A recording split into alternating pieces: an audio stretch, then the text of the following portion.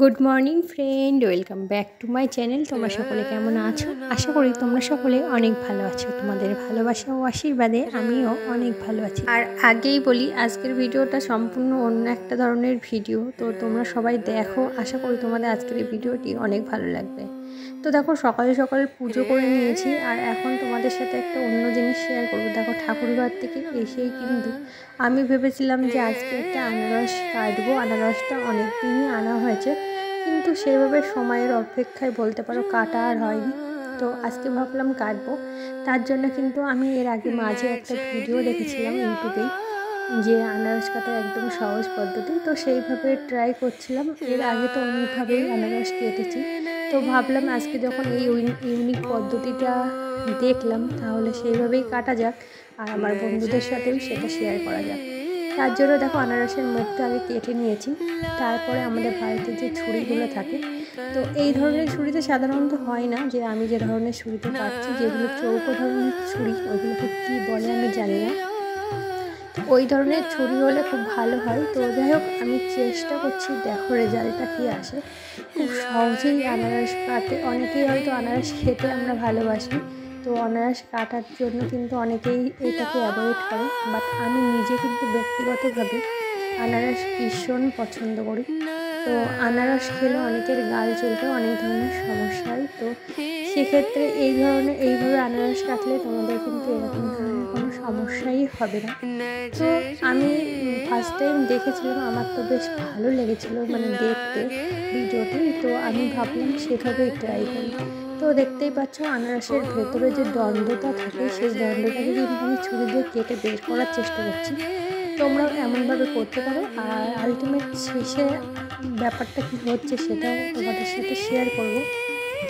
আসলে সবাই বলে না, সব কাজ হয়তো সবার জন্য না। তো সব কাজ যেমন সবার জন্য নেই, আমরা চেষ্টা করতে তো কোনো ক্ষতি নেই। তো চেষ্টার কোনো বিকল্প নেই, তো চেষ্টা করে যেতে হবে।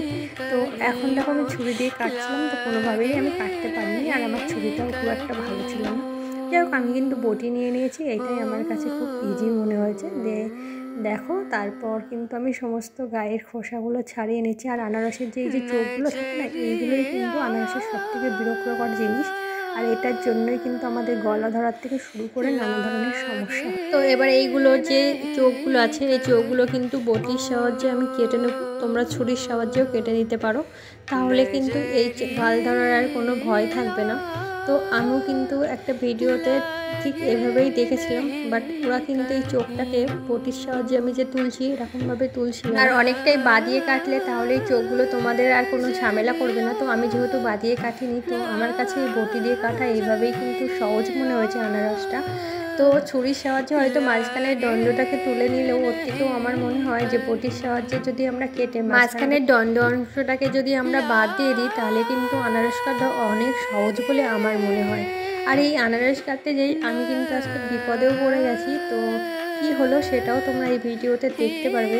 আনারসের মতো সহজ জিনিস তবু আবার কাটতে যে আমি কি বিপদে পড়লাম, তো সেটাও এই ভিডিওটি তোমরা দেখতে পারবে। তো ভিডিওটি স্কিপ না করে সম্পূর্ণ ভিডিওটি দেখো। আর এখনও পর্যন্ত যারা ভিডিওটির সাথে আছো, তাদেরকে অসংখ্য ধন্যবাদ।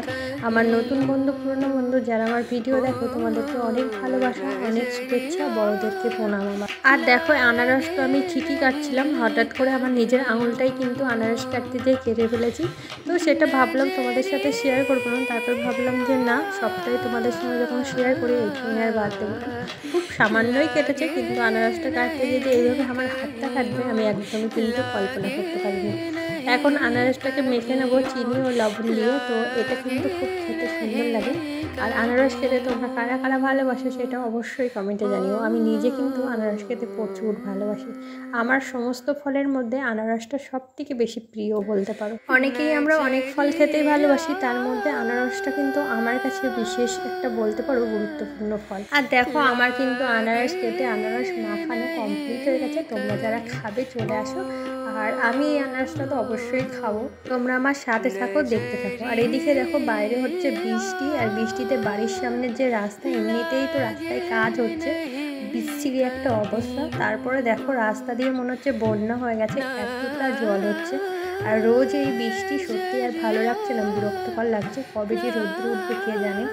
আর দেখতেই পাচ্ছ মনে হচ্ছে এখানে যেন পুকুর নদী কী হয়েছে সেটাই তোমরা ভিডিওতেই হয়তো দেখতে পাচ্ছ।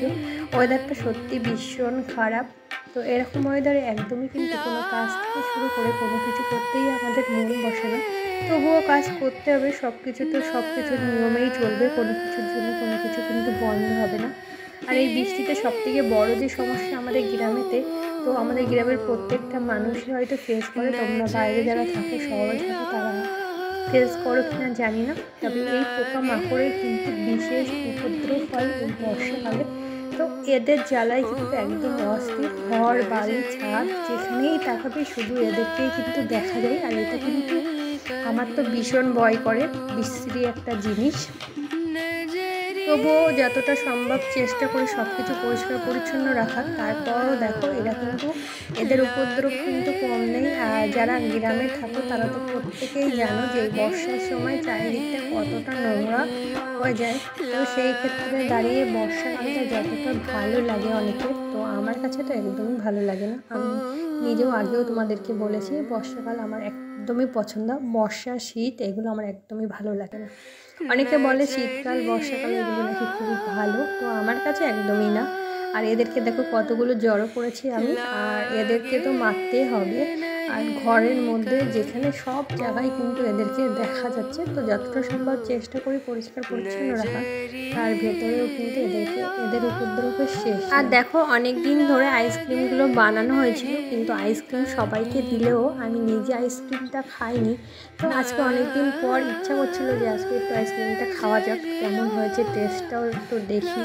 সবাই বলছিল বেশ ভালো হয়েছে। তো তোমরা এর আগে আমার ভিডিওতে দেখেছো, যারা ভিডিও দেখেছো আইসক্রিম বানানো, তো সবাই বলছিল খুবই সুন্দর হয়েছে। বাট আমি কিন্তু আগে কোনো দিনই টেস্ট করিনি। তো আজকে অনেক মনে হলো যে হঠাৎ করে যে আইসক্রিমটা বানালাম কেমন হলো দেখি। আর বাইরে তো প্রচুর বৃষ্টি হচ্ছে, আর এই ওয়েদারে কিন্তু আইসক্রিম একদমই ভালো লাগে না। তবুও খুব সুন্দর লাগছিল, যেহেতু টক ঝাল মিষ্টি একটা আইসক্রিম।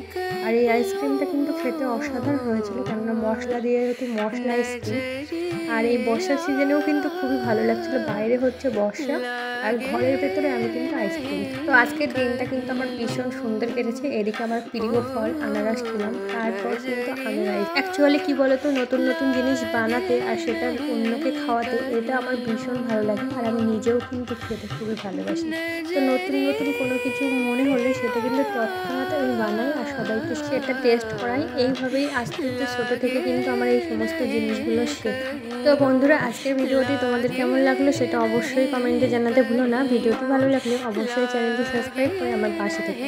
তোমরা সকলে ভালো থেকো, সুস্থ থেকো, হাসি খুশি থেকো। সবাইকে টাটা।